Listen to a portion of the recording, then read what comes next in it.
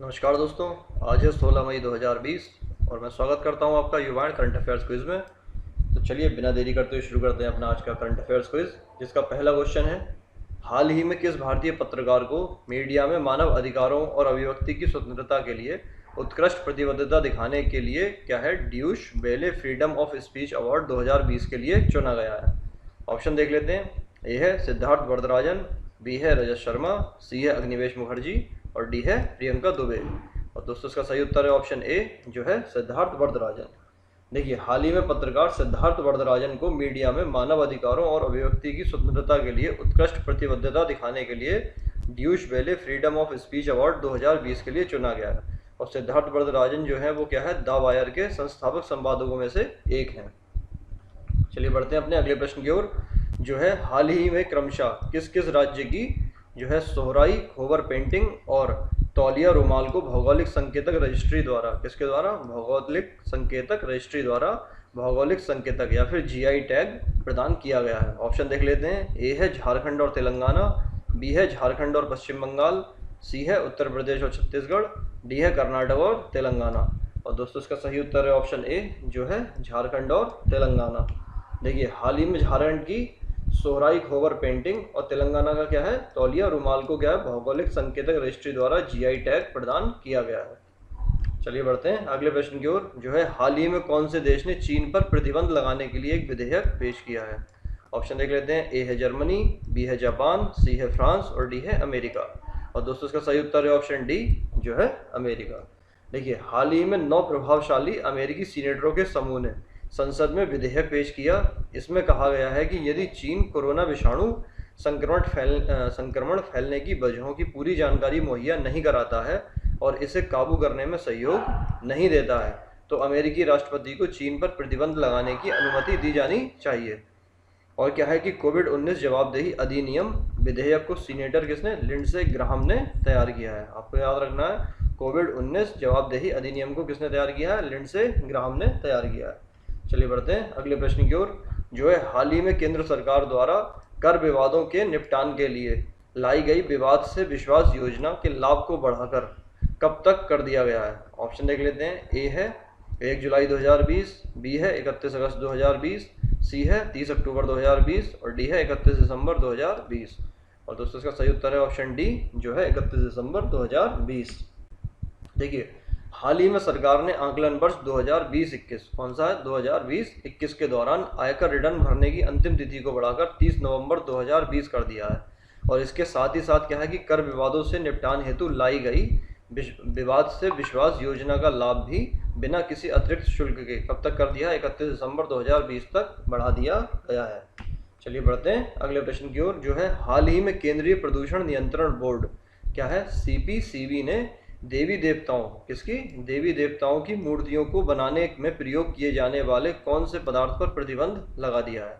Option देख लेते हैं। ए है प्लास्टिक, बी है थर्मोकोल, सी है प्लास्टर ऑफ पेरिस और डी है उपरोक्त सभी।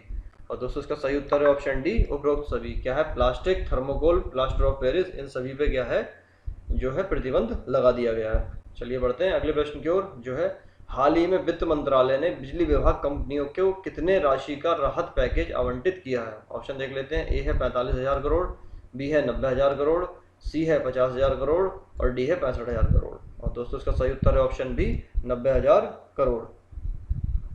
चलिए बढ़ते हैं अगले प्रश्न की ओर, जो है भारत का एकमात्र कौन सा राज्य है जो कि कोविड-19 के संक्रमण से पूरी तरह से क्या है, अछूता है? ऑप्शन देख लेते हैं। ए है गोवा, बी है हिमाचल प्रदेश, सी है अरुणाचल प्रदेश और डी है सिक्किम। और दोस्तों इसका सही उत्तर है ऑप्शन डी, सिक्किम।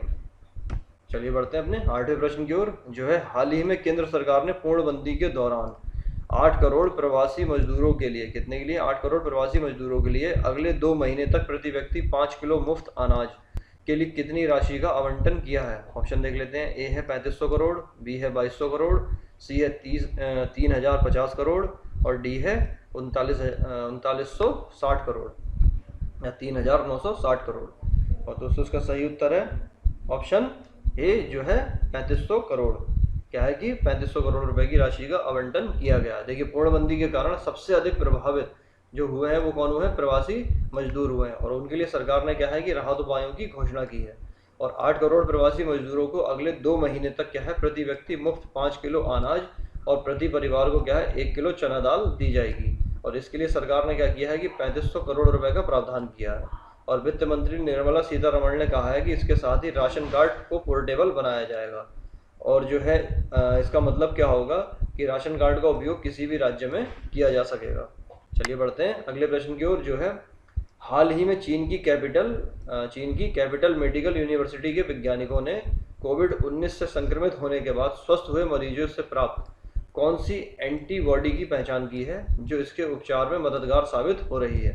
ऑप्शन देख लेते हैं। ए है B38, बी है H4 और सी है C35 और डी है A और B दोनों।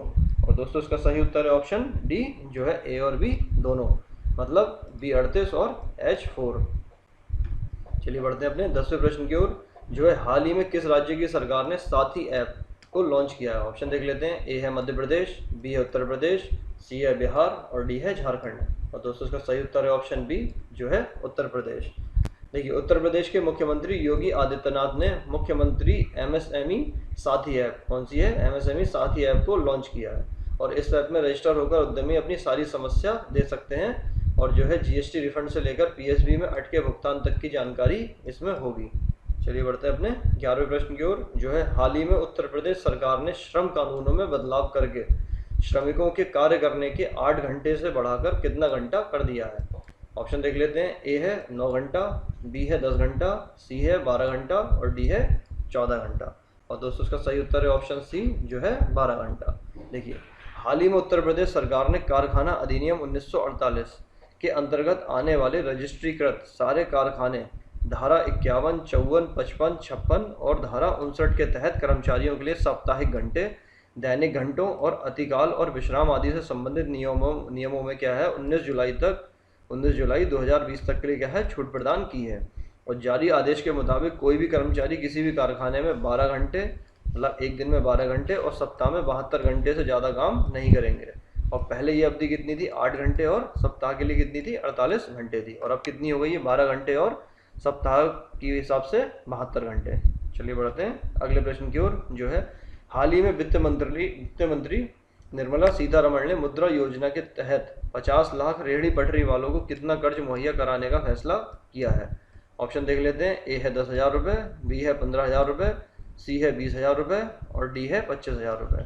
और दोस्तों इसका सही उत्तर है ऑप्शन ए जो है 10,000 रुपये। मतलब क्या है कि जो रेहड़ी पटरी वाले हैं वो 10,000 रुपये तक का लोन ले सकते हैं। किस योजना से, मुद्रा योजना से। चलिए बढ़ते हैं अपने आज के प्रश्न की ओर। जो है विश्व जल दिवस कब मनाया जाता है।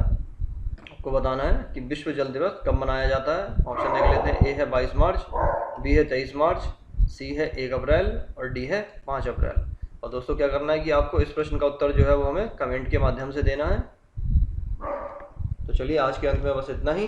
Thanks for watching. अगर आपको वीडियो पसंद आया तो इसे लाइक कीजिए, कमेंट करके उत्तर दीजिए और साथ साथ में अगर आपकी कोई फीडबैक है तो वो भी हमें दे सकते हैं। वीडियो को अपने फ्रेंड्स के साथ शेयर कीजिए। आपके अगर व्हाट्सएप ग्रुप हैं, टेलीग्राम ग्रुप हैं या फिर अगर फेसबुक ग्रुप्स हैं तो वहाँ पर आप वीडियो को शेयर कीजिए। और अगर आप हमारे चैनल पर नए हैं तो इस चैनल को सब्सक्राइब कीजिए। Thanks for watching. चलिए मिलते हैं कल के अंक में, तब तक के लिए जय हिंद, जय भारत।